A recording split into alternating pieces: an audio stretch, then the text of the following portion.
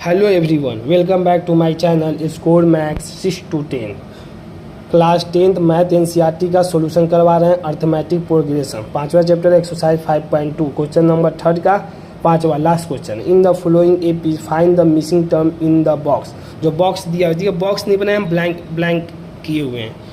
आप समझिए कि बॉक्स ही है। तो देखिए इसका वैल्यू निकालना है बॉक्स का, 1 2 3 4। तो देखो क्या हमको दिया कि इवन 38 दिया और -22 दिया। तो 4 दिस ए पी, जो ये ए पी जो दिया हुआ है 4 दिस ए पी A2 दिया हुआ है तो A2 लिख दिए। देखिए ये A1 हो गया, A2 हो गया, A3 हो गया, A4 हो गया, A5 हो गया और A6 हो गया। ठीक, अब देखिए क्या करना, A2 दिया हुआ और A6 दिया हुआ है, लास्ट वाला दिया, दोनों लिख दिए। आपको फार्मूला हम बताए हुए थे, देखिए A + n - 1 into we know that. आप लिख सकते हैं एग्जाम में वी नो डेट कि हम जानते हैं, बार बार लिखने की जरूरत नहीं पड़े, इतना ही लिख दीजिएगा एग्जाम में वी नो डेट, तो आपको समझ जाएगा कि एग्जामिनर कि आप जानते हैं फार्मूला को। AN = फार्मूला लिखना होगा, मगर ये जानिए सबसे इंपॉर्टेंट है ये फार्मूला नहीं, वी नो डेट लिख दिया तो कोई फायदा नहीं है।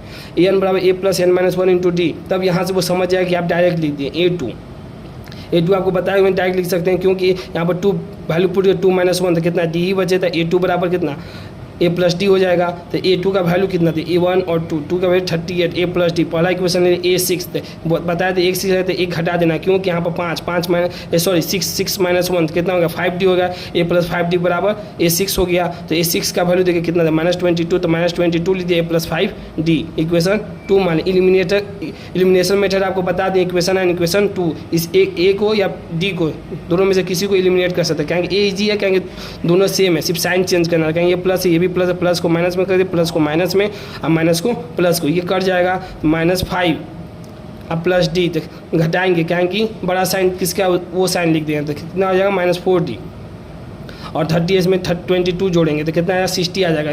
15 चौक के 60, D बराबर -15 आ गया। तो इसमें वैल्यू पुट कर दिए, A + D बराबर 38 है, D का वैल्यू कितना -15, तो A - 15 38, A का वैल्यू कितना गया 53। बस अब खाली लिख देना आपको A कौन सा मिसिंग है। A तो हमको पता चल गया, A या A1 कितना गया 53 होता है। A आपको कितना पूछा, A2 A3 पूछा, तो बताया था एक कम लिखना है A + 2D। A हमको पता ही है, अब +2 इंटू D होगा -15, तो 53, 15 माइनस का साइन लिखाएगा तो कितना 23 हो जाएगा। A4 तो A + 3D। We know date यहाँ से ही समझ जाइए, इसीलिए लिखे हैं कि आपको अब यहाँ फार्मूला में पता है, कहेंगे 4 होगा तो यहाँ से 1 घट जाएगा, इसलिए डायरेक्ट लिख रहे हैं A + 3D। 4 है तो 1 घट जाएगा, तो A का वैल्यू हमको निकाल ही दिए। A अब +3 इंटू D का वैल्यू -15 आ ही गया, तो कितना हो गया 53 - 45 8 आ गया। A5 A + 4D 53 + 4 इंटू -15 60, तो 53 - 16 तो कितना -7। तो the missing term R, missing term कितना आ गया, देखिए ये क्या है, A2 का A1 का वैल्यू है, A1 कितना 53, A2 दिया ही हुआ है 83 है, A4 है, A5 है, A6 दिया ही हुआ है। द मिसिंग टर्म, अब देखिए ये सबसे इंपॉर्टेंट है, एग्जामिनर में अगर ये भी पॉइंट अगर आप लिख देते हैं तो इससे भी थोड़ा सा इंप्रेशन आपका कॉपी का अच्छा जाएगा बोर्ड में,